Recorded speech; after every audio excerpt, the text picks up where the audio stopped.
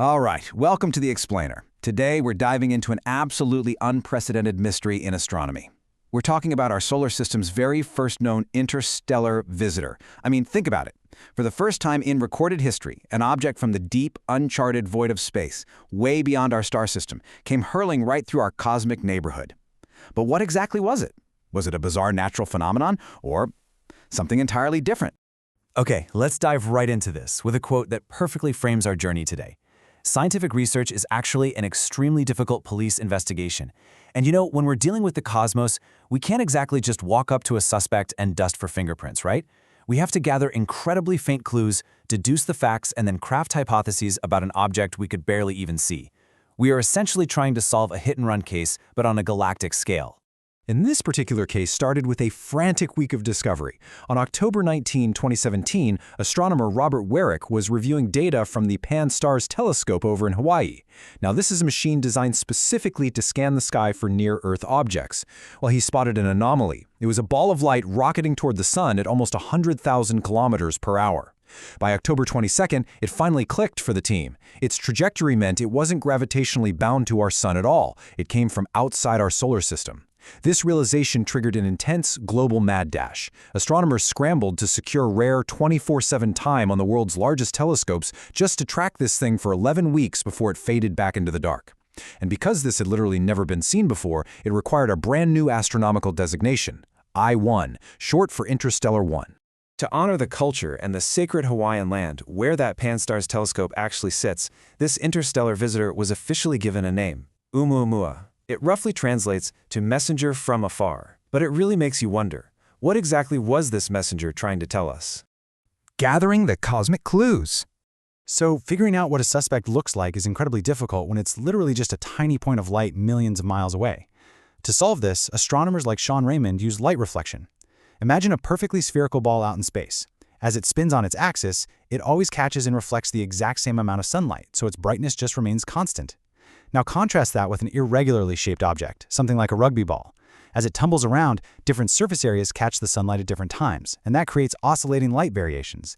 And this brilliantly illustrates how, by measuring those exact variations, astronomers can deduce the shape of a celestial body that they can't even clearly see. Well, when astronomers looked at Oumuamua's light variations, they found something completely shocking. The light oscillation was 10 times brighter at its peak than at its minimum, a 10-to-1 ratio. I mean, the range of these oscillations was so much greater than any typical space rock we've ever seen. This extreme ratio meant Oumuamua was highly elongated. It revealed an unprecedented shape. It was either stretched out like a long cigar or incredibly flat, kind of like a pancake. Okay, let's review the hard data we gathered for our suspect's profile. We know for sure it originated outside our solar system, and it was traveling at a blinding 100,000 kilometers per hour. Using data from the Spitzer Space Telescope, we estimate its dimensions were roughly 800 by 80 meters. It was very red in color, and it was tumbling through space, rotating every 7 to 8 hours. But here is the critical, absolute deal-breaker piece of evidence. It had absolutely no dust or gas tail. To every single observing astronomer, Oumuamua looked exactly like a dry, rocky, albeit slightly weirdly shaped, asteroid. But just when the scientific community thought they had this profile totally figured out, the case took a massive twist. The trajectory anomaly. Here's where things get really weird. Using the laws of physics, astronomers can easily predict the motion of any object in the solar system based entirely on the gravitational pull of the sun and the planets. It's like clockwork.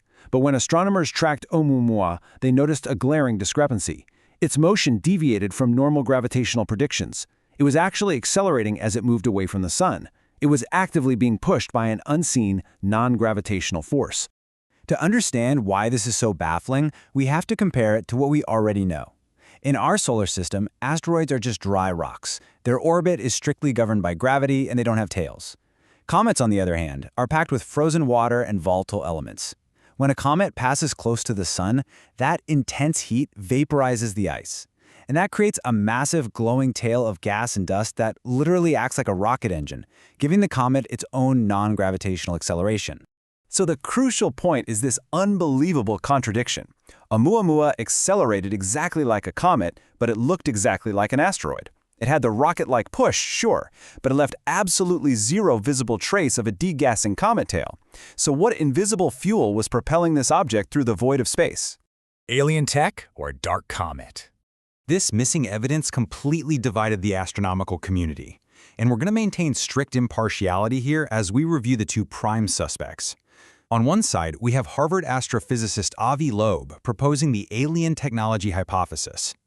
Because natural explanations were really struggling to fit the data, Loeb suggested Oumuamua could be an artificial solar sail, perhaps even debris from an alien spaceship. To be pushed solely by the pressure of solar photons, it would have to be incredibly thin, less than a millimeter thick. On the other side of the aisle, we have the dark comet hypothesis.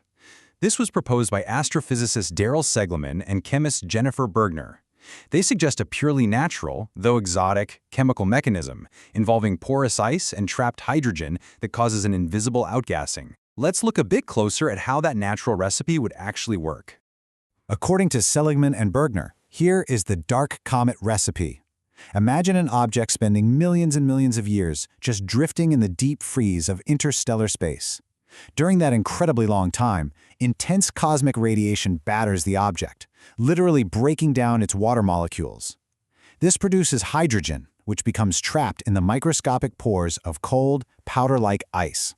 When this object finally swims close to our sun, the sudden heat alters the ice structure, violently releasing all that trapped hydrogen. And because hydrogen gas is totally invisible, this would perfectly explain the mysterious rocket-like push without ever producing a visible dust cloud.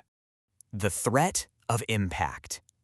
Now, what's really interesting here is taking this abstract astrophysics and grounding it into a tangible reality for us here on Earth, because we really have to look at the sheer scale of the kinetic energy involved. Since interstellar objects have been traveling for millions of years, their speeds are frankly terrifying.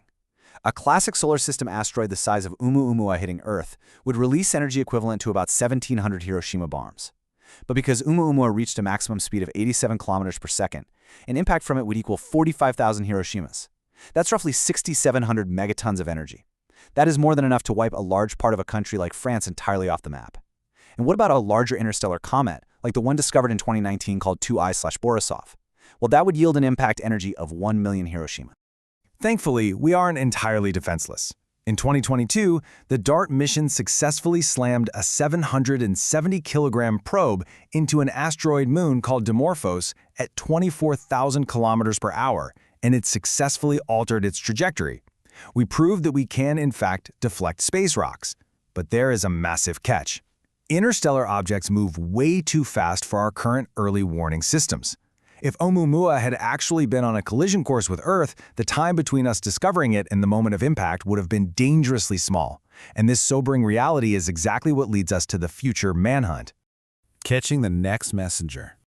Oumuamua might be gone, but scientists are taking proactive steps right now to ensure we catch the very next messenger. Let's move on and see how this builds into an actionable interception plan, known as Project Lyra, or similar initiatives like the European Space Agency's Comet Interceptor. Step 1 relies entirely on the upcoming Vera-Rubin telescope, which is going to give us those much-needed early detection capabilities. Step 2 involves launching a space probe, potentially equipped with an innovative solar sail powered by high-powered lasers located right here on Earth. And then Step 3 is the chase.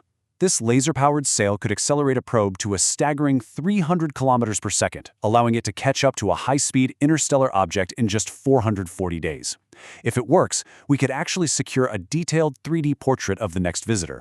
Oumuamua truly pushed the boundaries of astronomy. It forced us to consider entirely new natural phenomena like dark comets and even grapple with the remote possibility of alien technology. It really opened a path to the stars. So as we continue to scan the skies, just waiting for the next messenger from afar, it leaves us with one profound question. Will the next interstellar visitor bring us the organic building blocks of life, or a technological signature from beyond our solar system? The cosmic detective story is only just beginning.